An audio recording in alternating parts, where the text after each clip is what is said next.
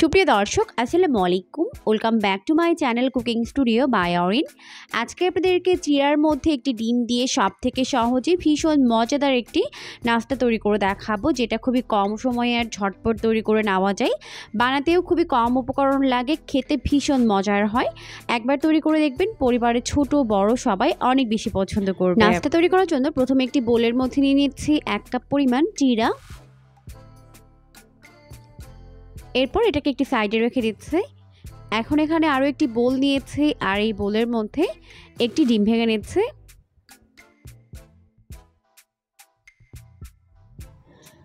এখন এই ডিমটিকে একটি সাইডে রেখে দিচ্ছি। এখন প্রথমে চিড়াগুলোকে খুব ভালোভাবে ধুয়ে ক্লিন করে নিতে হবে।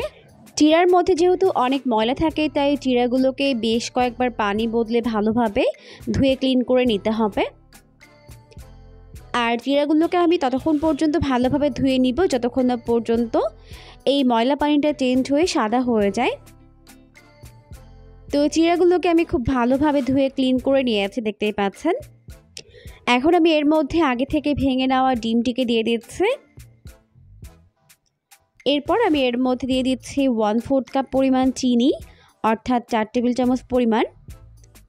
হাফ চামচ পরিমাণ দিয়ে দিলাম ভ্যানিলা এসেন্স। এতে করে কিন্তু এর নাস্তার মধ্যে খুবই সুন্দর একটা ফ্লেভার আসবে, কোনো ডিমের গন্ধ থাকবে না।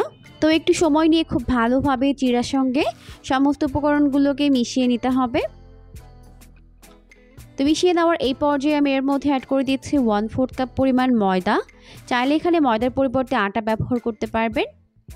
এরপর আবারও সব কিছুকে একত্রে ভালো করে মিশিয়ে নিচ্ছি। তো সব কিছুকে ভালো করে মিশিয়ে নেওয়ার পর এরকম একটা ডো তৈরি করে নিয়েছে।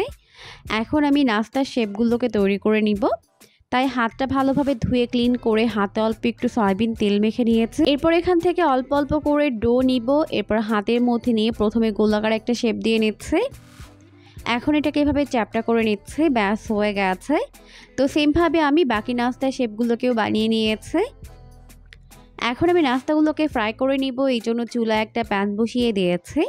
যথেষ্ট পরিমাণে সয়াবিন তেল দিয়ে তেলটিকে মিডিয়াম গরম করে নিয়েছে। এরপর এর মধ্যে একটি একটি করে নাস্তার শেপগুলোকে দিয়ে দিচ্ছে।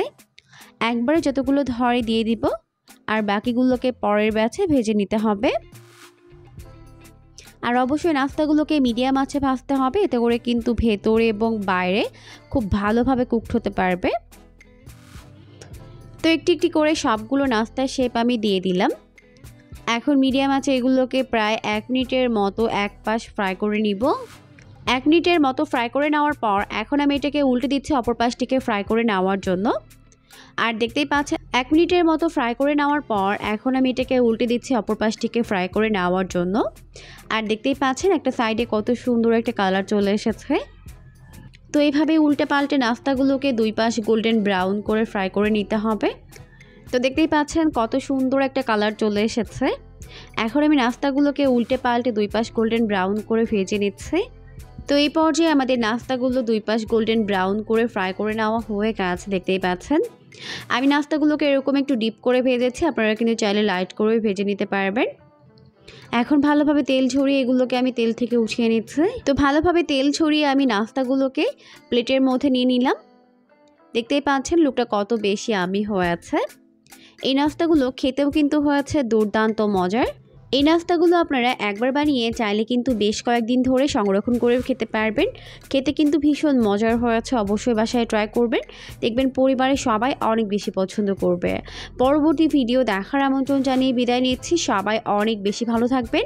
আল্লাহ হাফেজ।